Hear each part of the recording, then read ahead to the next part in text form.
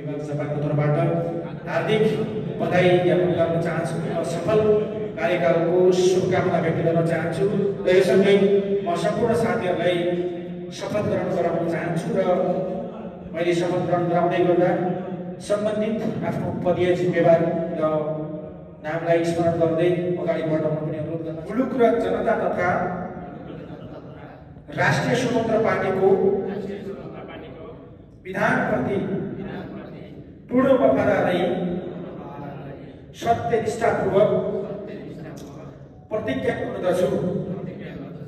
ईश्वरको नाममा इमानका साथ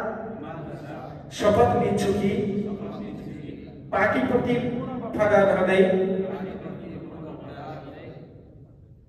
प्रवास नेपाली सम्पर्क विभाग चुरु शाखा समितिको आफ्नो पद भन्नुहोला को कामकाज प्रचलित कानुन र पार्टीको विधानको अधीनमा रही मुलुक र जनताको भलो चिताई कसैको डर नमानी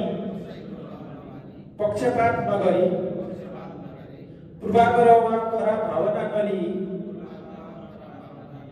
पदीय गोपनीयता कायम राखी ईमानदारीका साथ गर्नेछु। धन्यवाद।